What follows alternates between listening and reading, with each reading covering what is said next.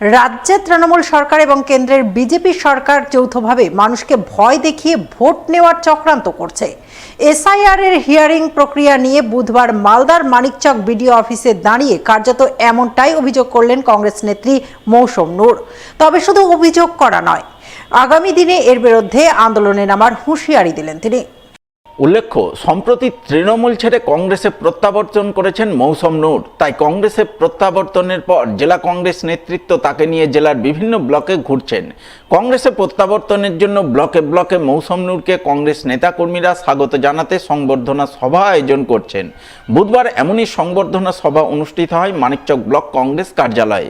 সেখানে মৌসম নূরকে সঙ্গে নিয়ে জেলা কংগ্রেসের সভাপতি ঈসা খান চৌধুরী, জেলা কংগ্রেস নেতা মোত্তাকিন আলম পৌঁছানো মাত্রই ব্লকের কংগ্রেস নেতৃত্ব মৌসম নূরকে স্বাগত জানান। তার হাতে পুষ্পস্তবক তুলে দিয়ে তাকে শুভেচ্ছা অভিনন্দন জ্ঞাপন করেন।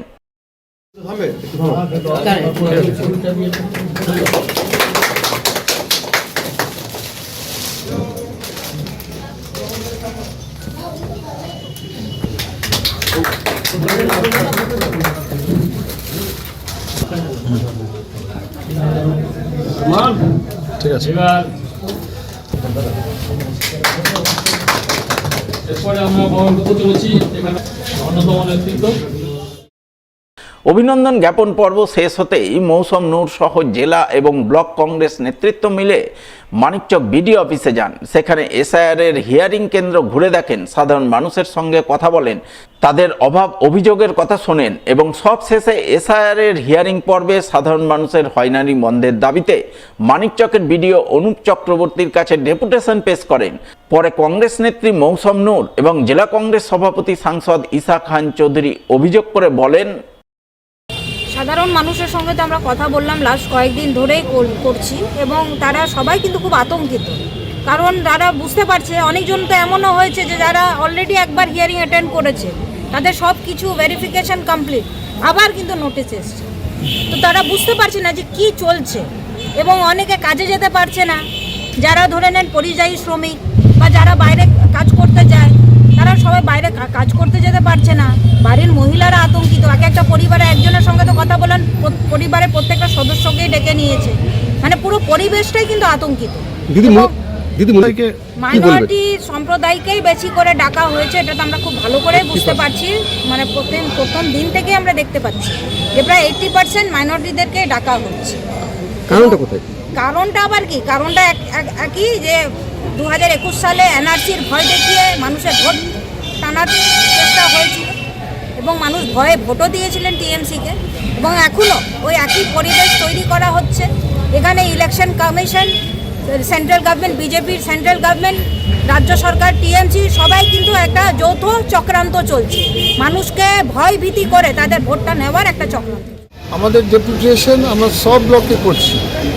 এটা হচ্ছে আমাদের 5 নম্বর ডেপুটেশন। মানিকচকে রতুয়া হয়েছে,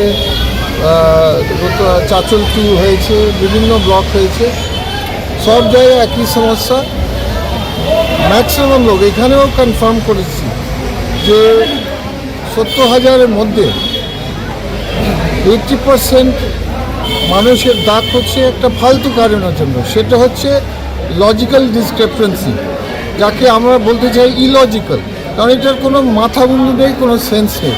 অ্যাকচুয়ালি সমস্যাটা হচ্ছে, আমি একদম প্রাইম মিনিস্টারকে বললাম রেলওয়ে স্টেশনে 4-5 দিন আগে, উনি যখন এসেছেন বন্দে ভারতকে উদ্বোধন করতে, যে সফটওয়্যার আছে, যে এআই আছে, সে সফটওয়্যার বাংলায় পড়তে পারে না। সোজা কথা, ওকে অনেক বাংলা অ্যালফাবেট আর নাম্বারস পড়তে পারবে না। যেমন নাম্বার 8কে 4 করছে, আপনার বয়স যদি 80 হয় একজনের, লিখছে বয়স লিখছে 40, তাহলে এটা কার ভুল? এটা কি সাধারণ পাবলিক ভুল? এটা সরকারি ভুল। সরকারি ভুল কেন মানুষ এরকম হতাশা হচ্ছে, হরাস্তা হচ্ছে? এটা একটা ক্রাইম, এটা একটা খুব বাজে জিনিস চলছে যে মানুষকে দিলে সরকারের ভুলের জন্য, সরকারের সফটওয়্যারের ভুলের জন্য। এসআইআর এর নামে ঘুরপথে নাগরিকত্ব যাচাই এবং ভোটাধিকার হরণের চক্রান্তের অভিযোগ তুলে বুধবার মালদায় একযোগে আন্দোলনে নামল গঙ্গা ভাঙন প্রতিরোধ অ্যাকশন নাগরিক কমিটি, জন আন্দোলন, নো এনআরসি মুভমেন্ট, এসআইআর বিরোধী নাগরিক উদ্যোগের সদস্যরা।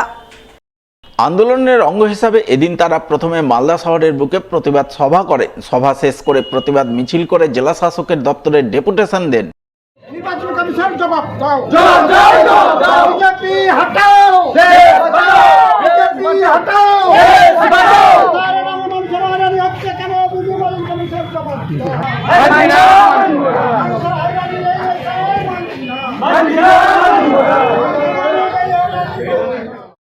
এদিনের এই আন্দোলনের নেতৃত্ব দেন গঙ্গা ভাঙন প্রতিরোধ অ্যাকশন নাগরিক কমিটির মালদা জেলার মুখপাত্র তরিকুল ইসলাম।